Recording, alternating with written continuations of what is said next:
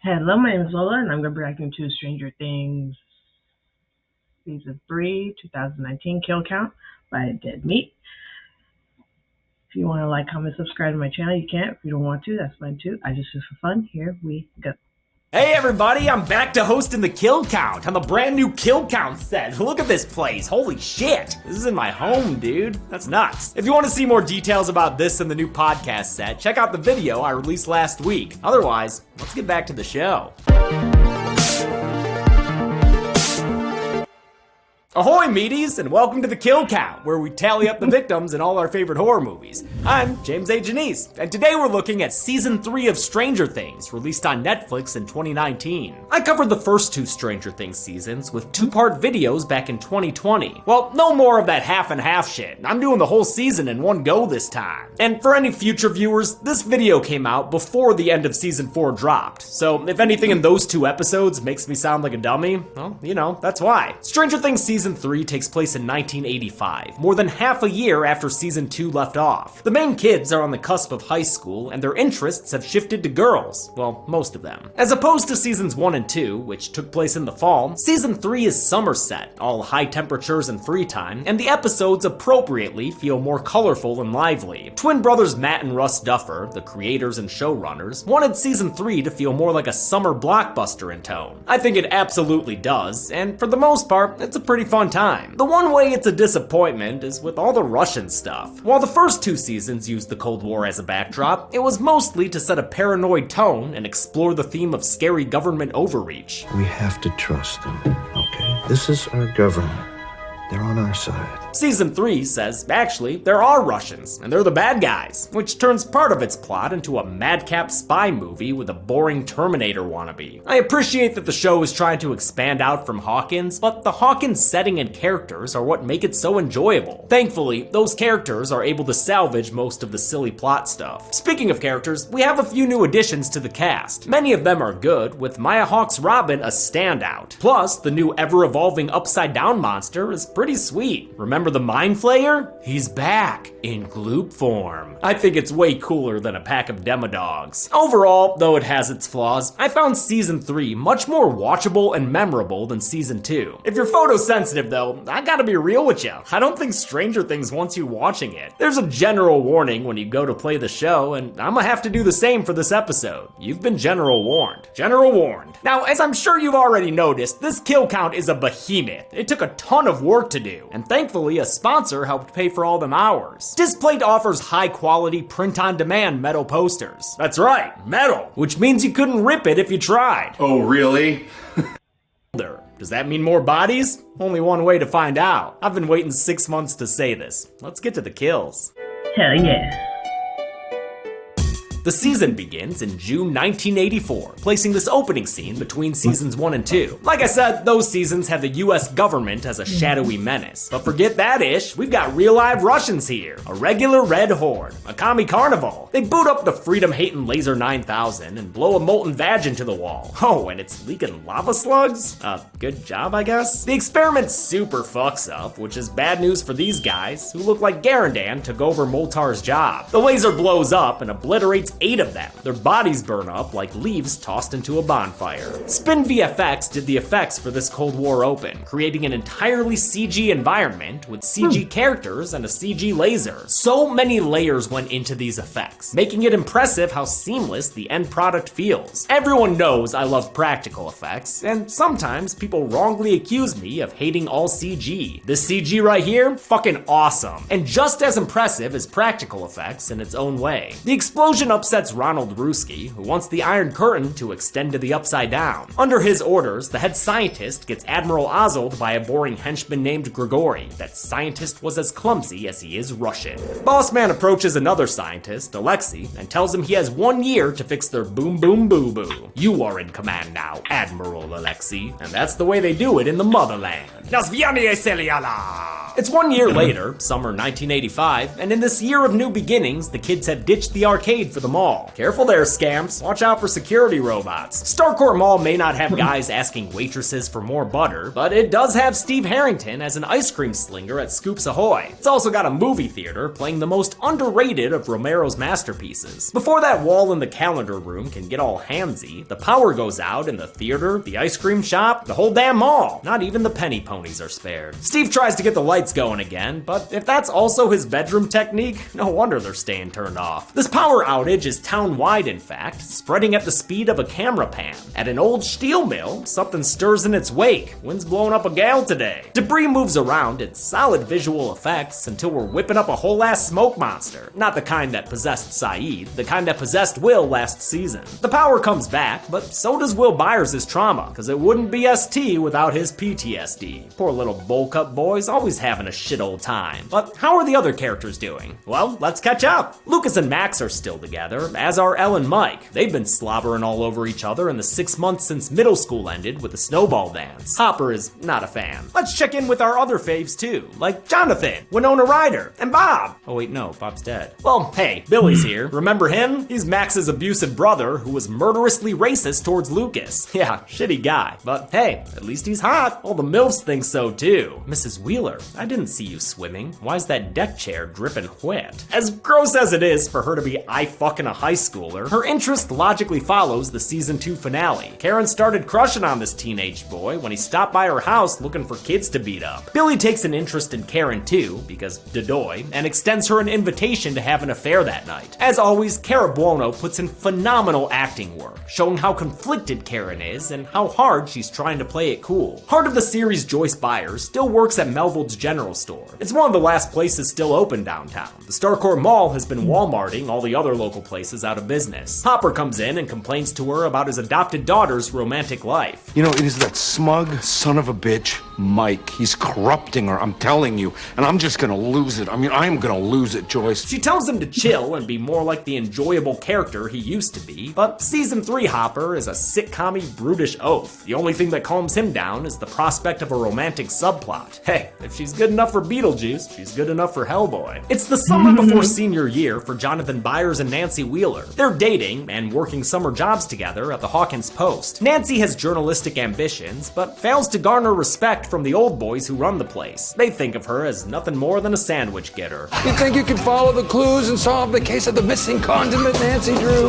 Nancy still works hard and stays late at the office, which is when she gets a call from a Mrs. Driscoll about sick rats. Might have something to do with how every rat in Hawkins has come to the old steel mill. There, they went into the basement and had a splody celebration. Is this how Mrs. Brisby became a widow? As mentioned, the recently graduated Steve Harrington is an adorable little ice cream sailor at the Starcourt Mall. I'm Steve Harrington. Oh, God. Can I get you guys a little taste of the Cherries Jubilee? No? He's lost all his coolness though, which gets him teased by his co-worker Robin. Robin's played by Maya Hawke, last seen on the Kill Count in Fear Street Part 1. She's the daughter of Uma the Bride Thurman and Bagul victim Ethan Hawke. Dustin Henderson just got back to Hawkins after spending the past month at a science camp. There, he stole invention ideas from Homer Simpson and built a ham radio to talk to his totally real girlfriend. Girlfriend? Yeah, y'all, he's the purrin' playa. The radio requires high elevation to work, and during the hike to get there, Mike and Eleven leave to suck face. The others persevere and summit late, but hours after setting up the radio and asking Susie if she copies, Dustin's new boo still hasn't answered. His other friends bail too, meaning Dustin's all alone when he intercepts a secret commie radio message. It's coming from the layer we saw in the cold open, and for Dustin's sake, I hope it doesn't have anything to do with Ovaltine. At home, Hopper tries his best to follow Joyce's advice and speak to Eleven and Mike like adults. He's bad at it though, and they're little shits right back to him. What I wanted to say to you is that, Uh-oh. I think we're in trouble. Oh, come on, Mike. You don't mess around with Jim. Hopper lies to Mike and says his mom wants him home. In the truck, he berates the little bastard, saying he has to quit spending so much time with Al, or else he'll force him to watch the Hellboy reboot. Mrs. Wheeler gets ready for her tryst to I Just Died in Your Arms Tonight, which wouldn't be released by Cutting Crew until an entire year later. Reminds me of the anachronistic needle drop in Season 2, where a 1985 Oingo Boingo song scored a montage set in 1984. Karen is ready to get milfy with Bilfy until she sees her youngest Holly sleeping on her human log Ted. That'll dampen your lamps, and she decides that the price of infidelity is too damn high. Billy doesn't get that message and is practicing his marriage wrecking in the mirror when his car spins out and he crashes right next to the old steel mill. In no time at all, Billy gets hooked and dragged across the ground by his ankle. He's pulled into the basement and his scream echoes out until the next episode auto-plays. Billy jump cuts out of the millie and makes a super leather jacket getaway, but it's too late, judging by these flashes of trauma and electric stuff. Billy's been infected by the Mind Flayer, specifically that dust we saw stirring to life after the Hawkins-wide power outage. His upside-down infection comes with a thrillering welcoming committee, headed by an upside-down version of Billy himself. The doppelganger's got a Field of Dreams message for him. I want to build. But not Billy ain't talking about no baseball diamond. He wants Billy to build an army for him. Hup hup! Hopper meets with Larry Klein, hotshot mayor of Hawkins. He's played by Cary Elwes, who we best know from Saw, where he played what was he? A proctor? I'm a doctor. Oh, yeah, that was close. Klein's the reason the Starcourt Mall has moved into town, which not everyone is pleased about, given the condition of Main Street. Klein says fuck him and forces Hopper to clear out the protesters for not having a permit. Intrigued by the rat disease lead, Nancy gets out of work by playing on her boss's discomfort with women. I've been having some girl problems.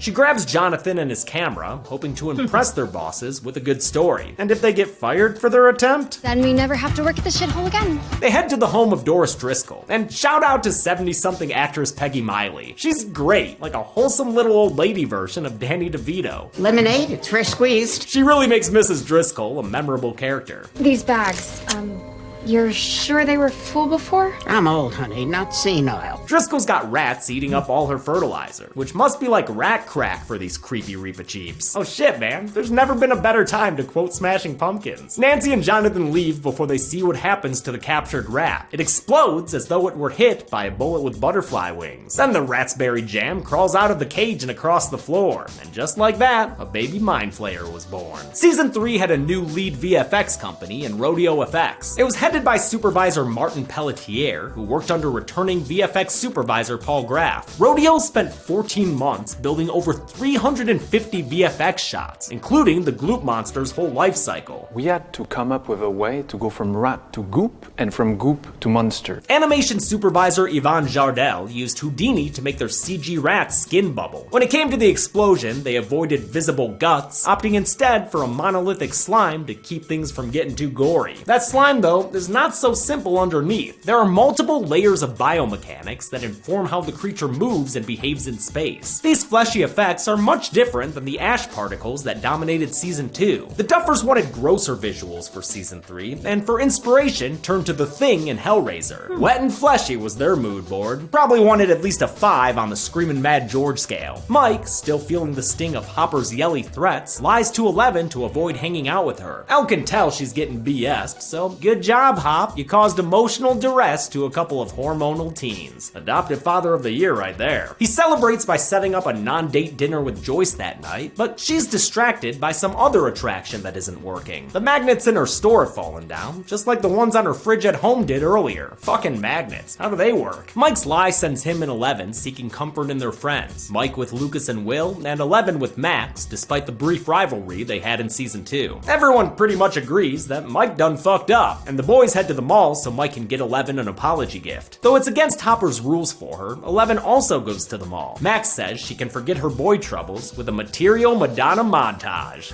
Why are you dressing like Gallagher, girl? Things get pretty cutesy here. We even get a stacked heads around the corner bully girl soda blow-up prank. It's a real Teehian time. The kids all run into each other outside the mall, and thanks to her newfound confidence, 11 kicks Mike to the curb. I dump your ass. A lot of Stranger Things locations are filmed on sets at a soundstage in Atlanta, especially when they're frequently used, like the Byers house in the Wheeler basement. Hopper's cabin is a whole-ass building constructed on a soundstage. But for the Starcourt Mall, around which the entirety of Season 3 revolves, production bought a part of the Gwinnett Place Mall in Duluth, Georgia, which had first opened in 1984. Like many malls, it had fallen on hard times in the 21st century. The Georgia State student's body was discovered December 21st by a mall security guard.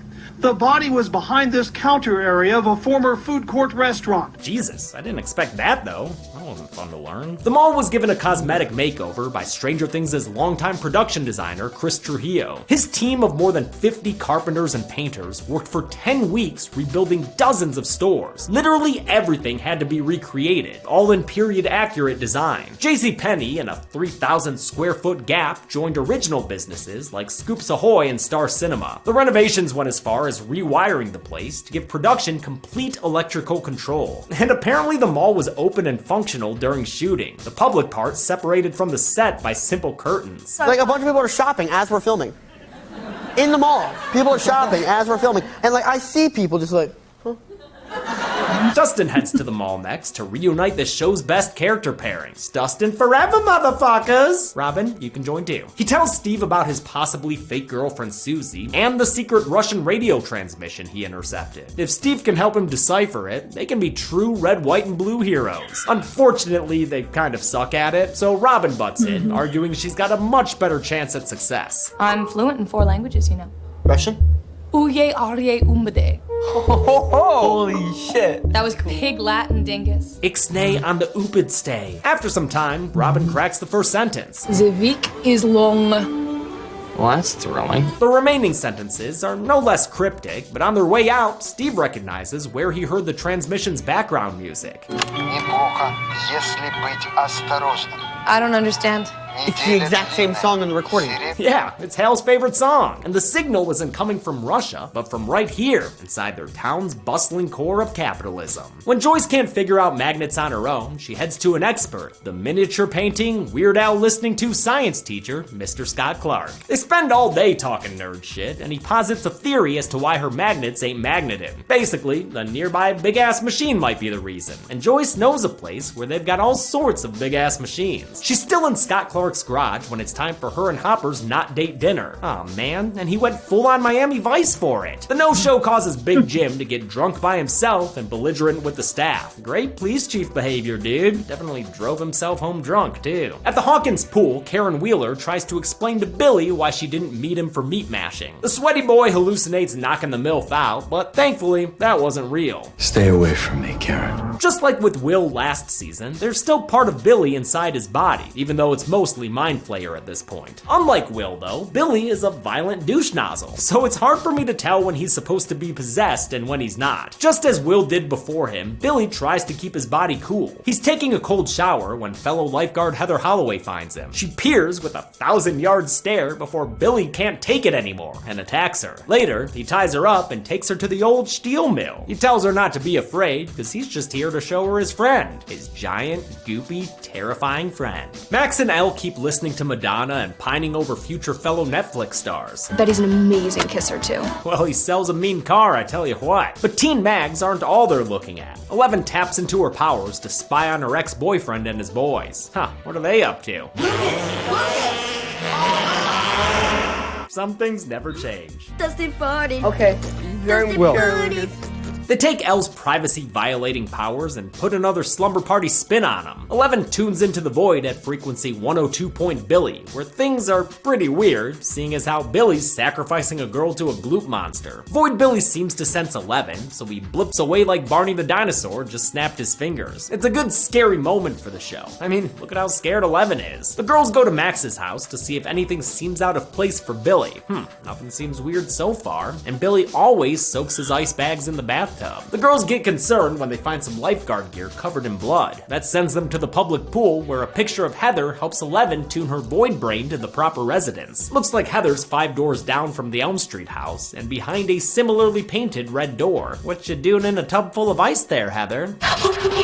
Well, I would if you quit sinking through the floor. Man, Elm Street tubs go deep. Jonathan and Nancy print Templeton's headshots, and Nancy reveals that many hardware stores have been getting their fertilizers and pesticides stolen. It's a good story, but coming from her, it's not taken seriously. Hawkins rodents prefer poison. Nut job tells all. That asshole Bruce is played by Jake Busey, last seen on The Kill Count playing his dad's character's son in The Predator. The boss man here is Tom Holloway, who is the father of Heather the lifeguard. Tom tells Nancy to drop the Driscoll story, and if she doesn't, she'll be fired. Determined to prove herself, Nancy tells Jonathan that they should go get the Driscoll rat as hard evidence. They get to the old lady's home and let themselves in. Downstairs, they find Mrs. Driscoll acting just like them rats. She's nomming away on fertilizer. Talk about a shit-eating grin. Joyce goes to Hopper's and says that she thinks Hawkins' lab is behind whatever's causing her magnets not to work. Though he's pissed at her for standing him up, Joyce forces him to come along as she heads to the lab with determination and B&E tools. They break into Hawkins' lab, which has been abandoned since season 2 ended 6 months ago. Oh hey, this is where Bob died, and Joyce is just so happy to be back here. Really, it's great, like super. The upside down gateway is still sealed up tight, but they do hear a noise nearby. When Hopper goes to investigate, he's attacked by Grigori, the Russian bruiser from the season's opening scene. Grigori the Boring knocks Hopper out before riding away on his bike, like cool guy American Steve McQueen's in Greatest of Escapings. Robin's been trying to decipher the Russian code, but it's not until she sees a cat symbol that she gets an idea. You know, maybe check for skull masks before running into the middle of the mall like that, Maya. She whirls around and cracks all the code's clues, confirming that the transmission has to do with the mall itself. She and Stustin have a rainy rooftop spy sesh where they see more evidence that something shady's going on. Oh, I think we found your Russians. And I think you found your subplot. Will is trying real hard to remind his friends of their season 1 roots. I have seen into the future, and I've seen that today is a new day. A day free of girls. Will's much more in the background this season, but I like his story of not maturing the same as his friends. It makes for some heartbreaking scenes, especially for anyone whose friends ever outgrew them in coolness. 7 points of damage. Oh no, my arm. Lucas, look, my arm. Oh man, fucking devastating. Also, this is when they start to hint that Will might be gay. It's not my fault you don't like girls. I expect that to come out, no pun intended, by time season 4 wraps up. Abandoned by his friends, with whom he used to bust many a ghost, Will the Wet has a hissy fit and breaks down Castle Byers with a bat. Damn, he took that thing down like he was playing Rampage. Hardy little feller, if, you know, a bit soggy. Also drenched by this downpour are Elle and Max as they arrive at the Holloway home. There they find Heather, right as rain, having dinner with her parents and Billy. If you thought Billy was unnerving when he was all screamy shouty, get a load of when the Mind Flayer puppeteers him like he's a nice guy. And I'm sorry, I did not quite catch your name. Elle. Props to Dacre Montgomery, giving another standout performance this season. They assure the girls everything is A-okay and send them off to race paper boats in the gutter. When they're gone, Billy and Heather knock her mother out with drugs and her father out with a wine bottle to the head. This is another good horror scene, creepily scored to Don McLean's American Pie. It's like a PG-13 version of Clockwork Orange or some shit. Doris Driscoll and her mud mouth are taken by an ambulance, but she doesn't want to go to the hospital. She reaches out towards the old steel mill, where Tom and Mrs. Holloway are tied up thanks to their daughter Dearest. Heather and Billy Crudlip are leaving them as food for the Gloop monster. Here it comes, glooping all over the place. Jesus Christ. No, dude, it's the Gloop monster. Could Jesus Christ do this? Cause you know that don't taste like wine. Joyce brings Hopper back to consciousness and tries to get him to stop flashing as Lil Jim Cocker. Where are my clothes? They were soaked. Yeah, next time you get jumped, try not to piss yourself, brah. Joyce mentions that the assailant rode a motorcycle, which sends Hopper back to Mayor Klein's office. Last time Hop was there, Grigori was too, and Hopper noticed the Russian's cool guy motorcycle gear. When Hopper makes an accusation, Klein bites back like an asshole with teeth. Don't give me that dead daughter sob story, because I just don't care. And that's how Mayor Klein learned how hard his wooden door is. Hopper threatens to take away Klein's ability to do the claw! So the mayor laments and admits that Grigori works for the Russians who own Starcourt Mall. They've been paying Mayor Klein to expand their land deals into East Hawkins. And if it's one thing you don't want the Russians in charge of, it's the eastern half of a city. Hopper and Joyce take Larry Klein back to his home so they can look at the land deeds the Starcourt Russians have been purchasing. They look them up on a map, and that night, the Hawkins house hunters check out the various properties. As for Mayor Klein, they leave him handcuffed in his room. With no rusty saw around, his wife has to let him out later. At the Hawkins Post, Nancy and Jonathan are in trouble for the Doris Driscoll thing. Possessed Papa Holloway's so pissed, he'll GD kick this camera sideways. This Tuck's everlasting patience has run out, so he fires them both on the spot. Nancy's more upset about not being taken seriously, but Jonathan is mad at her for getting them fired. It's a summer job. Your life is hardly over. I don't live in a 2-story house on Maple Street. My dad doesn't earn in six figures. I love this conflict because they both have valid points. Nancy comes from the financially comfortable Wheeler household, while the Byerses have always struggled and are from a different part of town. Jonathan definitely needs this job way more than her. At the same time, his frustrations lead him to dismissing her treatment at the post. You don't know what it's like. That's how you write conflict, kids. Once again, Karen Wheeler proves herself to be Mom of the Year, listening to Nancy and telling her to stay strong in this messed up world. Nancy, your mom is so awesome and hot. With maternal encouragement, Nancy goes to the hospital and checks on Mrs. Driscoll. Doris, you've lowered your cholesterol. Great work. Max and Elle are still mad at the boys, but they get them on the yelly telly and say they're having a code red. Everyone assemble, except Dustin, who's still spying on the Russians and their gun-guarded secret storage room. In Mike's basement, Will says that his upside-down senses are tingling, and his little boy Goosebumps can only mean one thing. The Mind Flayer. The Mind Flayer spent season 2 with a psychic link to Willie Bye-Bye's body. When 11 closed the upside-down gate, it severed the connection, which killed the Demodogs, but not the part of the Mind Flayer that was inside of Will. Instead, when that dust got exorcised, it became stuck in our world, since there was no longer passage to the upside down. Unbeknownst to the kids, the Russians opened a new gate. It's what caused the power outage and allowed the Mind Flayer's psychic link to find signal again. The Mind Flayer's new form began to possess rats and people, making them eat chemicals and melting them into goop. The party realizes that Billy's probably getting flayed. After all, he was taking ice baths, and we all know the MF and Mind Flayer. He likes it cold. They decide they'll test Billy with a trip to the sauna. Hey, shut the door! Come on, kid! I love the look of the guy on the right. He's just begging to be rescued. Save me! In the Scoops Troop Russian Mallrats plotline, Robin gets schematics to figure out how they can infiltrate the storage room. Air ducts might work, but those things are freaking tiny, man. Good thing they know a tiny child. It's Lucas's sister, Erica Sinclair, introduced last season, being sassy. Bunch of nerds. She's been seen throughout this season, taking advantage of the Scoops Ahoy free sample policy. That makes it simple to bribe her. Many scoops and Sundays later, she agrees to help them out. After all, she is a patriot. You can't spell America without Erica. Aw, Ted Wheeler would be proud. We're all patriots in this house. That night after the mall closes, Erica slips into the air ducts like a little John McPain in the ass. It works, and she opens the storage room from the inside. They open up some boxes and find enough plutonium to power a DeLorean, or maybe it's the virus from Resident Evil. Either way, not a good time for the room to start shaking like this. Turns out they're actually on an elevator of some kind, and much like the elevators in Resident Evil, that thing starts dropping at a pants-shitting speed. Not Billy's been sweating up a storm all day, so he's excited to cool down with a nice cold shower. But even possessed by the Mind Flayer, Billy falls victim to a trap. He's launched through the air by the telekinetic teenager and gets locked up in the sweat box. They raise the temp to sweat him out, though Max begins to have doubts when Billy starts crying and pleading. Again, hard to tell how much Billy is actually there. We've never seen him act vulnerable before, and besides, Will's got some back of neck bumpies. That means the Mind Flayer is in the house. Get away from the door! Let me on, you bitch! Let me on!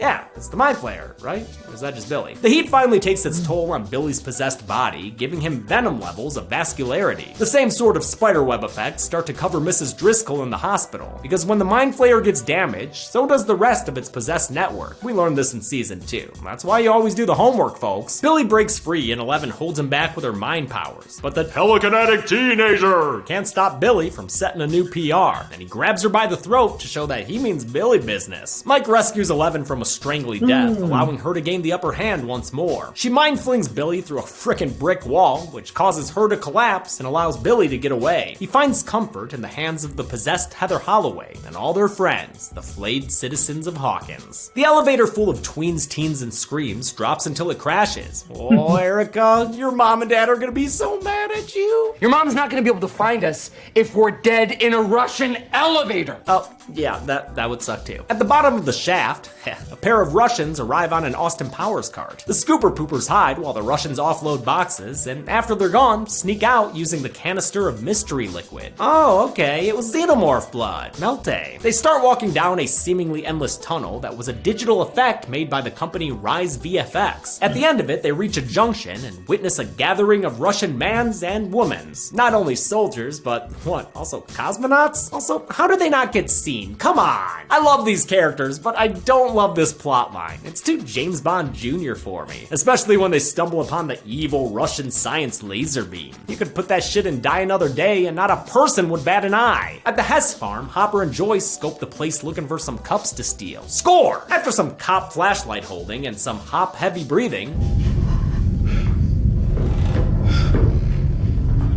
they hear something coming from below. It's Alexei, the promoted Russian scientist from the opening scene. He's got a Russian buddy with him, and don't look now, but this communist party about to get bigger. Grigori comes downstairs and finds his comrades all tied up on account of Jim Hopper, who gives him a real American hello. The two get into a scuffle with many a bullet and fist flying. Hopper's able to cuff Alexei to his wrists, and the two of them and Joyce get away while Grigori rat-a-tat-tats in their wake. Maybe just a few more bullets will get him, Greggy. No? Okay. I'm sure you'll have better luck with John Connor. Between the bullets and, oh yeah, a friggin' bomb, their car is rendered useless, forcing them to traverse the woods on foot. Joyce tries to have her own Reykjavik summit with Alexei, but Hopper is pretty much fed up with the both of them. And with this goddamn forest. It keeps disappearing on him. What the fuck? I love that transition into Eleven's Void Vision. It's a slick effect done once again by Rise VFX. Grigori continues to track his prey, who are currently stopping by a 7-Eleven. That's the best place to get Coca-Cola and steal a rich guy's car. Sorry, Todd Father, it's for a good cause! Hopper and Joyce take their Russian captive to the only person Hopper knows who can speak Russian, Murray Bauman, the ex-journalist who we met in season 2.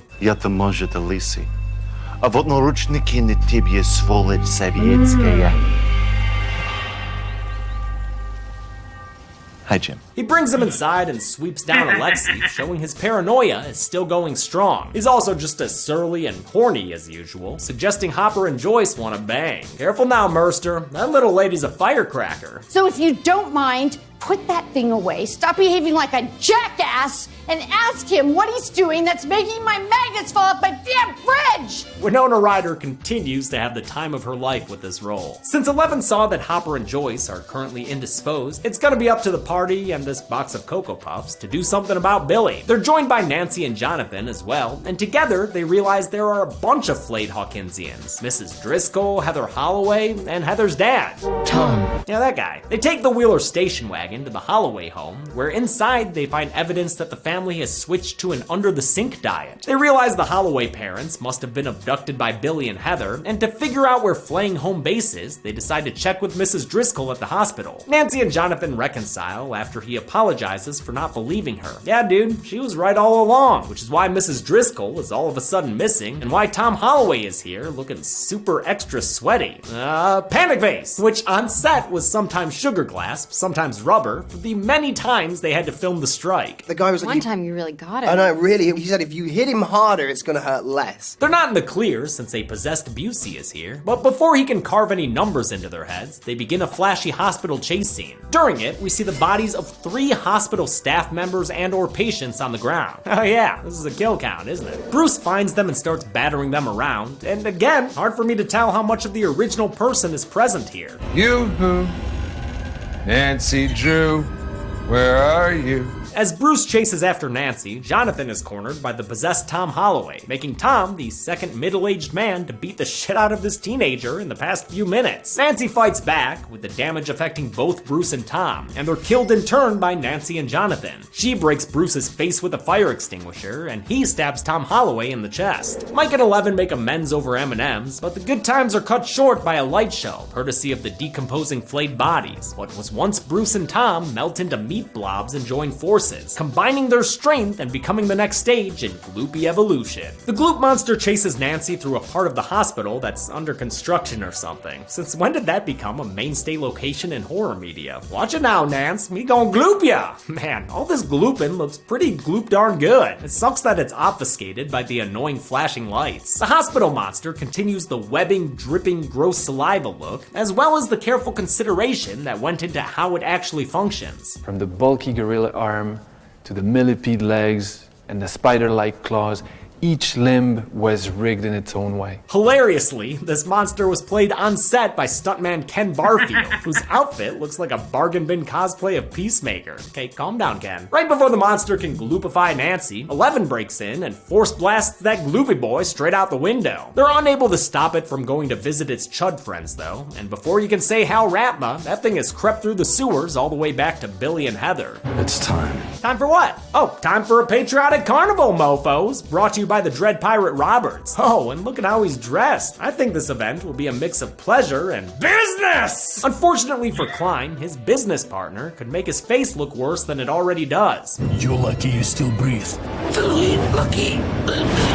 Grigori tells Klein he has 1 day to find Hopper. As the Gravitron spins, Klein says, "As you wish!" Alexei is enjoying the American comforts of cartoons and fast food, as Hopper and Joyce try to get answers from him through translator Murray Sweaty Balls Bauman. That's not confirmed or anything. Dude just looks like he'd have sweaty balls. Alexei is difficult at first, but eventually, Hopper motivates him to spill the beans on some schematics. Everybody smoke on 3. 3! Through Murray, Alexei tells them the Russians are trying to open a doorway. A doorway between worlds. Since Hawkins had already opened that door once before, it's the least jammed entrance, so they came here to pry it open again. Should have padlocked that shit, Hawkins Lab. Hopper calls the Hawkins Lab guys to relay all this to Dr. Sam Owens. You know, Paul Reiser from season 2, the guy who ended up not being as shitty as you'd expect Paul Reiser to be. Hop's told it's gonna take some time to get them help, but Joyce ain't in the mood to sit. She's worried her kids are in danger at the carnival, so she takes Murray and the Alexis to head back to town. The Russians finally wise up that there are meddling kids in their midst, although I've gotta say, it takes them way too long to get a hold of them. They should have gotten a little Genghis Khan on them. Ooh. Erica and Dustin escape through a floor grate as the ice cream slingers get a bouquet of guns in their faces. In the air ducts, Dustin recaps seasons 1 and 2 for Erica until they find their way to the Dino DNA freezer system. They don't have any fake Barbasol cans, but they do find the keys to a cart and a frickin' cattle prod or some shit. That looks pretty fun. Dustin's hoping they can use these to help Steve, who's currently getting interrogated the hard way. Who do you work for?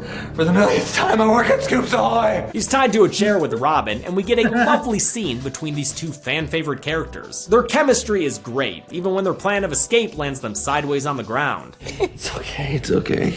Don't cry, Robin.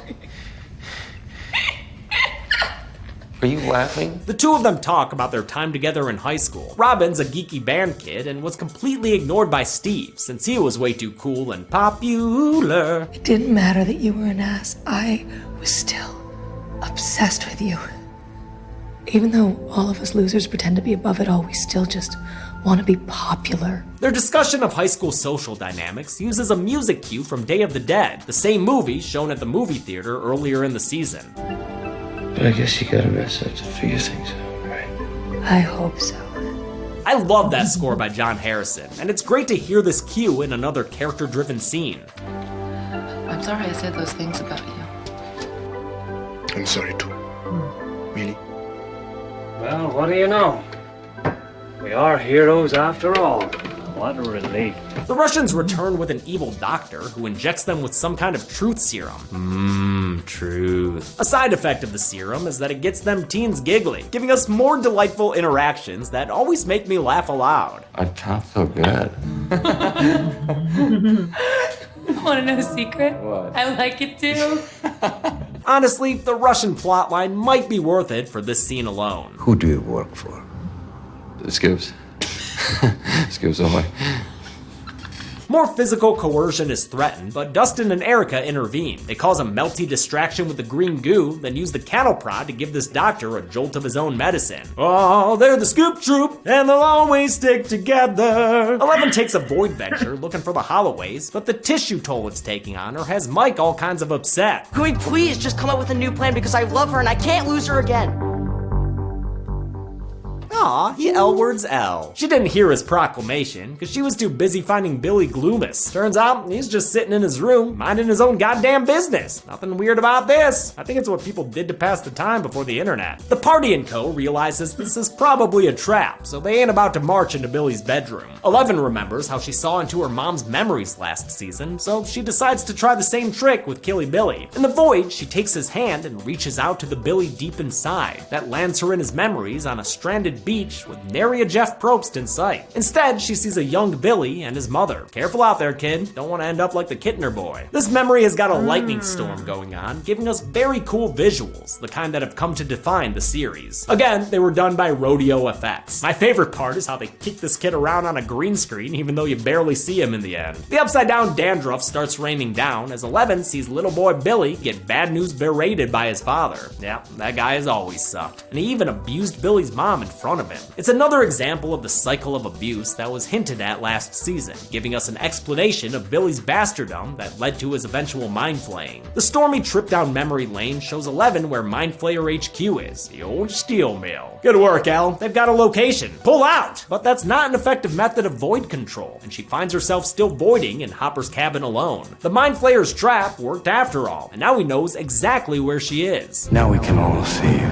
She pushes him away and gets back to reality for a nice little Mike hug, but the dominoes have fallen. All the sweaty, sallow Hawkins townfolk who have been possessed by the Mind Flayer are done with the fireworks and barbecue. It's time to work some steel. By which I mean approach the gloop monster and collapse into piles of gloopy meat. Here's the big count I've been dreading all season as the Mind Flayer collects his debts. Editor Josh counted his keister off and came up with 27 people in this group shot, which is the same count he got in a group shot at the end of episode 4. These deaths include Heather Holloway, her unnamed mother, and Mrs. Driscoll. Just a heads up, a newspaper later includes these deaths in its figures, but by Josh's count, that headline should say 31. It'd be these 27 plus Tom and Bruce, then one death and one death yet to happen. With the gloop monster on its way, the kids board up Hopper's cabin like this were Night of the Living Dead. Maybe they watched it ahead of seeing Dave. Despite their best efforts, their fortification gets bested by an inside-out deep rising tentacle. It gets axed and shot at before ultimately falling victim to Eleven's powers. Be gone with ye! Tentacles 2 and 3 also get torn up, like a couple of grabbers getting Burt Gummered, but then Big Papa Gloop Boy breaks through the ceiling to abduct our Ego-lovin' leading lady. Teamwork rescues her and she splits it apart with her powers, giving them a chance to get the fuck out of there. Family truckster, away! They break into a store to patch Eleven up, and while Lucas stocks up on fireworks, Mike nearly, but doesn't actually, admit to Eleven that he loves her. The Ice Cream Sailor gang races through the tunnel back towards the elevator. They get there and ascend, though Steve and Robin can't get too much higher. They're tripping more than a suburban kid at Burning Man. Are you gonna die on us? We all die, my strange little child friend. It's just a matter of how and when. More bad guys with guns chase them back into the mall, where Dustin sneaks them into a theater showing Back to the Future. He sits Steve and Robin down to enjoy the time traveling and incest, then heads back to the projector booth and walkie-talkies Mike. The larger group finally knows where Dustin's been all season, so they head to the mall with a jackass cart full of fireworks. Hope those aren't for Steve-O's butt. Dustin returns to the theater to find that the drugged up babysitters have been erased from existence. And if my calculations are correct, when these drugs hit 88 milligrams per dose, they're gonna see some serious shit. The psychedelia eventually sends them retching into toilets side by side. These two are on their come down, a sacred part of any drug trip, and they start interrogating each other to see if they're still getting truth serum. Steve admits he used to be in love with Nancy Wheeler, but he's not anymore. He's found someone better. First of all, she's hilarious. She's so funny. I feel like this summer I have laughed harder than I have laughed in a really long time. And she's smart, way smarter than me. You know, she can crack like top secret Russian codes. Aw shit, man. Here it comes. We've been waiting this whole season for these two to kiss and create the ultimate power couple of hilarious fan favorites. Only one problem. When Robin said she was obsessed with Steve in school, it wasn't because she was into him. It's because she was into a fellow female classmate, a wannabe singer named Tammy Thompson. I wanted her to look at me. But she couldn't pull her eyes away from you and your stupid hair. Robin's the first openly gay character in the series, and she's hesitant to admit this to Steve because she thinks he won't like her anymore. Makes sense in the 80s, a much more homophobic decade, with an administration that was vocally anti-gay. Steve realizes what Robin is saying, and his reaction only secures him as a heartwarming hunk with good hair. Just thinking. I mean, yeah. Tammy Thompson, you know, she's cute and all, but I mean, she's a total dud. She's not. Yes, she is. She wants to be like a singer. She wants to move like Nashville and shit. Their friendship is solidified as Dustin and Erica find them. They try to sneak out with the exiting theater patrons, but this Soviet blocks that exit and sends them sliding away. Hopper and Joyce's incessant arguing finally gets to be too much for Murray, who tells them to STFU and F already. Cut the horseshit and get to the part where you admit your sexual feelings for one another. You are way off base. Spare me! It stuns the Byers babe and the Big Hopper, but it amuses Alexei and brings him and Murray closer together. Do I sense some détente? The sexually frustrated twosome get to the carnival, so Joyce can find her kids and keep them safe. Larry Klein spots the hop and uses his Zach Morris phone to alert his commie confidants. Murray and Alexei are hanging out at the car per Hopper's orders, but when Alexei expresses a desire to experience America, Murray takes it upon himself to show him around the carnival. You know, rigged games, crappy prizes, a serial killer on stilts. America! I love seeing Alexei so happy here, just basking in all this freedom. What is this, some sort of Red Friend redemption? The night is about to be made perfect with hot dogs and a Woody the Woodpecker plush. When the hammer and sickle are brought down on Alexei, Grigori shows up and shoots the defector in the chest, sending the Russian scientist reeling and Murray stripping his clothes off to help his friend. Hopper sees the danger and lures the Russians into a funhouse, where there's hopefully not a Frankenstein getting a handjob from a psychic. Damn, a 3-story funhouse? I bet those carnies could afford that fun mortgage with nothing more than a fun summer job, too. The funhouse does, in fact, beget a fun fight scene, but I'm hesitant to say Jim kills this Russian rando, so I'm not gonna put him on the count. Same goes for Grigori, who gets tricked by mirrors and shot a whole bunch of times in the chest. You'd think that would be a kill, but nope, he's actually just living tissue over a metal endoskeleton. Or wait, no, he's wearing a bulletproof vest. But don't worry, I've asked Alexei to set a reminder to add him to the count, since he's bled out and died by time Joyce and Murray return to him. Hope that corn dog was worth it, Merster. They leave and pick up Hopper on their way out, telling him he's now the only Alexei in their group. At least they've got one of the Russian walkies now, though, and that's how they learn their kids are being hunted at the mall. The armed Russian guards are closing in on the Scoopy gang when they're intercepted, not by Hopper, but by the series' resident superhero. 11 chucks a car full speed at the guards and kills all 4 of them with ease. The underage cast members reunite and catch each other up on everything just in time for the season finale. Unfortunately, their main power player's not in the best of shape, thanks to whatever creepy crawler is slinking beneath her skin.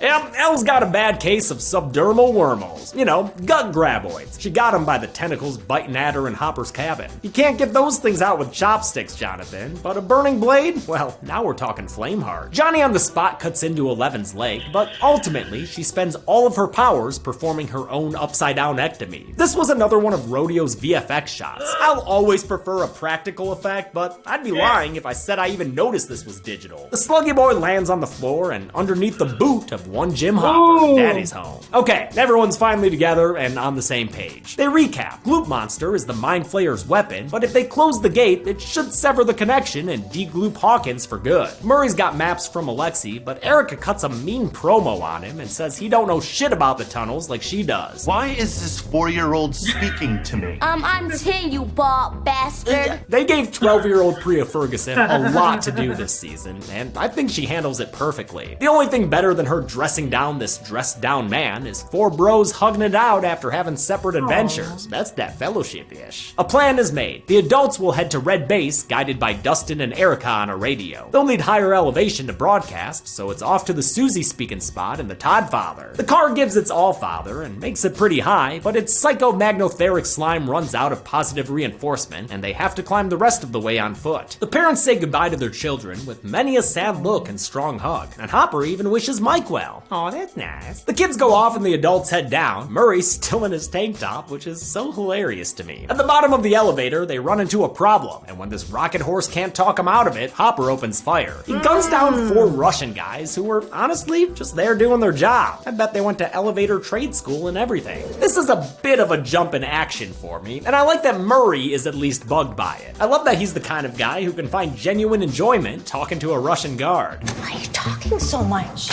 He was nice. He was nice? He was a nice guard. Yeah, I mean, we should probably invite him over after all this is done. Nancy and her crew go to leave for a safer location, only to find that the station wagon is no longer operational. A cable's been cut, and it was Upside Down Billy, the saboteur! That puts them back inside the mall, with Nancy arming herself in case of Billy. Sorry, Max. To fix the station wagon, they turn to the car Elle previously used as a bowling ball. But her self-surgery took all her powers away, so they have to get things going the manual way. I told you. Physics. Yes, science! Science doesn't let you down like magic powers can. Sorry, Elle. Looks like you're not the same can crusher you used to be. Before Jonathan can fix the car so they can go on and get, the group gets split by a goop. Our drippy monster friend is back, and he's bigger and better than ever. The disguised adults reach the vent, and Murray climbs inside so Hop and Joyce can turn off the laser and close the gate. In the meantime, they're left stewing in their feelings, and Joyce recommits to a dinner date with the big man. Just maybe don't drink as much this time, huh, Hop? Murray is led through the air ducts by Scoop Troop, whose hillside vantage point gives them a good look at the mall. What they see ain't pretty, because there's a monster over there. Scoop Troop to Gloop Goop, do you copy? Gloopster's over and out. With that thing looking for some kids to kill, or really anyone to kill who's not a mannequin or already dead, Steve the Hero Harrington takes off to help the mall group. Robin, you can come too. Murray reaches his destination and starts yanking cables like he's hunting for an Ethernet cord in an old box. Why do I still have VGA cables? Shit breaks down and the burgeoning lovebirds are almost able to get to the Russian laser opening the gate. But the code to the door is Planck's constant, a scientific number that Murray can't remember. Luckily, Dustin knows the perfect nerd girl who can give them the digits they need. He radios over to a village in Salt Lake City, and his summer camp girlfriend Susie answers the call. Lucas's seasonal slingshotting skills allows the two groups of kids to get away from the beast. Nancy, Lucas, and the Byers boys escape outside, where the elder Byers tries to get the car going. Billy starts hurtling towards them, and despite her best shots, Nance is unable to stop him. Fortunately, Steve Harrington T-bones the Billster, saving the day and causing at least 2 concussions in the process. This car crash stunt was practical, holy fucking shit, and overseen by stunt coordinator Hiro Koda, who also co-choreographs the fights in Cobra Kai with his wife Janelle Kerfman. They had 5 cameras running on the crash to make sure they got it on video, and thankfully, everything went off without a hitch. The car speeds away from the giant gloop monster as the people inside listen to Dustin talk with Susie on the radio. He asks her for Planck's constant, but she's upset that he's only calling for a favor. In return for the numbers, she wants him to sing a song, and the result is a segment I gather is a bit divisive. Written on the pages is the answer to a never-ending story.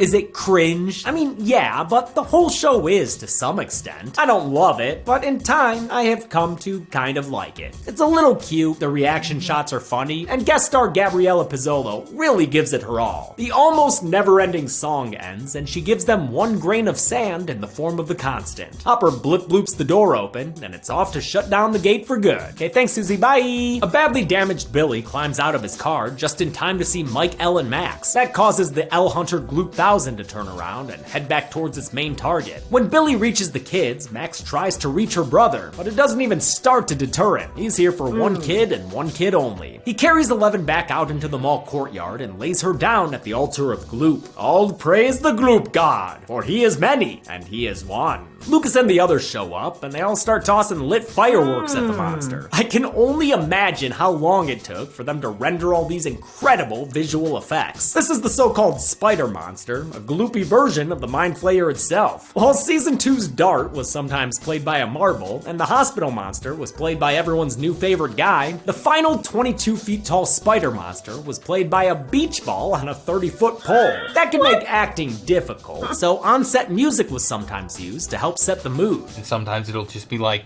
Jurassic Park. Last time I'll shout out rodeo effects, but they do deserve all the flowers. These goop effects are top notch. As lights and colors explode all around them, 11 taps into Billy's inner, humanity by mentioning his memories, specifically the beach one with his pretty mama. I guess there's still some Billy underneath all those HGH fades. Joyce and Hopper get to the main science room underground, and Hop politely encourages everyone to take a 15-minute break. They see the laser birthing a canal to the upside down and stick the the two keys in to turn it off together. Before they can, Grigori shows up, because he's this season's boring big bad. He and Hopper get into another fight scene, which spills out towards the upside-down door-knocking machine. Grigori nearly takes Hopper's head off with the centrifuge, but eventually Hopper gets the upper hand and says, "Hasta la vista, Grigori." He tosses the Russian henchman into the upside-down machine, ridding the show of its worst villain since Carol and Tommy H. With time running out for everyone who's fighting the Mind Flayer's weapon upstairs, Joyce figures out a way to turn two keys at the same time.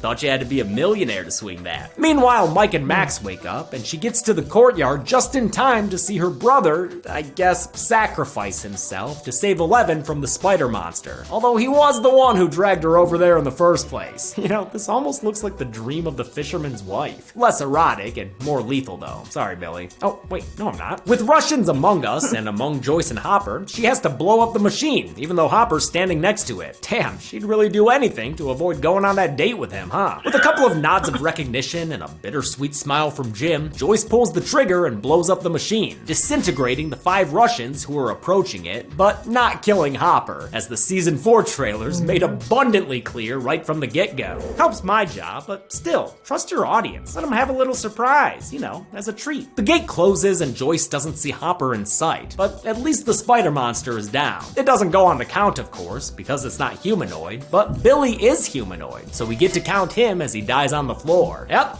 I don't really feel anything right now. Max does though, and she will. Joyce and Murray escape the Russian base and the US feds come to town, led by none other than Dr. Owens. Maybe get an Orange Julius while you're in there, Doc. They find the Russian base empty and the upside down hole still scabbing, but all in all, mostly a happy ending, right? I mean, except for Hopper. Sorry, El, Police Chief Papa ain't there no mo. 3 months later, we get a 20-minute denouement. It kicks off with a Hawkins news report fresh out of VHS 85. It mentions Bob, Barb, and Toxie, as well as the satanic panic stuff that factors hugely into season 4. The report closes with a satisfying shot of Mayor in tights going to jail. Joyce is packing it up and moving the buyers out of Hawkins, meaning the boy gang is about to be split up. They won't have Will the Wise to DM anymore. That also means Jonathan has to move away from Nancy, and I'm surprised by how much their goodbye scene affects me. Probably owes a lot to the chemistry these real-life partners have. Eleven's gonna be going with the buyers as well, which means her and Mike are about to be as separated as she is from her powers. Oh yeah, I said it, Elle, you lost your powers. Before they leave, they finally say they love each other, which is basically getting married when you're a kid that age. The episode's emotional climax happens as Eleven reads the speech Hopper had written to say to her and Mike. David Harbour's VO is sweet and warm, especially backed by a score that could be on Spotify's Music to Write By playlist. This is the benefit of TV series storytelling. These emotional goodbyes have a lot of weight to them. You really feel the sadness, even when they're using the same exact shot that they did in season 2. Maybe it's a callback. I do think the emotion's a little undercut by this second ending they tack on with Heroes playing. It's a weird editing decision to see all this stuff a second time. A mid-credits scene takes place in Russia at what could be the Seventh Circle prison. The guards mention an American prisoner, then toss a Russian guy into a cage with a monster. It's the Demogorgon, who we haven't seen since season frickin' 1. Is it the same one? I don't know, but I'll count the Russian prisoner it eats as our final victim of this count. Will season 3's body count match this episode's monster length? Let's find out and get to the numbers. Oh shit, what'd I win? Oh, plush little Demogorgon. It's so cute and teethy. Yeah. I want one. By my count, Stranger Things 3 had 58 kills in total. That's more than 3.5 times the 16 kills in season 1, and it beats season 2's count by 8, making season 3 the most lethal season of the show I've counted so far. Gender breakdown's hard to do because of masks and shadows, so how about some other fun facts? The Mind Flayer was responsible for 33 of the victims. Grigori only nabbed himself 2, while 11 killed 4 guys and Hopper killed 5. And with 8 episodes this season, that left us with an average of 7.25 kills per episode. I'll give the golden chainsaw for coolest kill to the great big glob of gloop in the basement of the old steel mill. The effects are fantastic. They made all the people falling apart look horrific. Doll machete for lamest kill will go to the Russian scientist who was bored to death by Grigori. Same. And that's it. Stranger Things Season 3 came out in 2019. COVID delayed Season 4, so there was a 3-year gap before we finally got it. As this kill count comes out, the first chunk of episodes have already been released. And honestly, Season 4 fucking rules. Go check it out for yourself. Until next time, I'm James A. Janice. This has been the Kill Count. On the next Kill Count. On Halloween night in 2018, Michael Myers returned to wreak havoc on Haddonfield. Simple town where nothing exciting ever happens. Well, this night is long and full of terrors, because he's still going around killing people in some seriously brutal ways. Who's next? Can the townsfolk rally together and stop this murderer once and for all? Yeah, kill the bad guy. Not unless they have a catchy slogan to shout. Evil dies tonight! I think we've got something here. Just don't overdo it, everybody. Evil dies tonight! Evil dies tonight! All right, evil dies tonight! Evil dies tonight! Evil dies tonight! Well, at least they're enthusiastic. This week, watch a very uneven movie that suffers greatly from being the middle part of a trilogy. Motherfucker! And this Friday, tune in for the Kill Count, only on Dead Meat. Stop, please. Look and listen, it's Halloween. Halloween Kills can currently be watched on the pictured streaming platforms. Dead Meat always recommends you watch the movie for yourself before its kill count. It's the only way to have your own properly informed opinion. Kill counts are never meant to replace the experience of watching a film. Thanks a lot for watching this Kill Count. This episode has the distinction of being the first and hopefully only episode ever filmed while the host has COVID. Yep, caught it in Vegas at either the Limp Bizkit or AEW show. Still probably worth it, honestly. But I had to quarantine for 12 days to keep Chelsea safe. She didn't get it, thankfully. And during that time, I had to come in here and film this episode. So sorry if I seem a little off. And now I want to get back to thanking some patrons. Patrons like Zach Julius, Mile Marker, Xavier Adams, Dustin Huckabee, Darth Nate, Margot Calhoun, and Bean. Wait, Bees? Nope, Bean! Thank you everyone who was understanding and patient during my break from hosting this show. I got a lot done, and even though there's still more to do, there always will be. Doesn't mean I'm not ready to be hosting again. Seriously excited for what I have in store this year. I hope all of you are too. Thanks everyone. Be good people. Bye, James.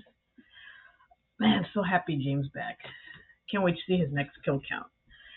And I cannot wait to see the last 2 episodes of Stranger Things Season 4. Oh yeah, and by the way, you can see my full reaction to Season 4's Stranger Things in the description down below. See you guys in the next one. Bye.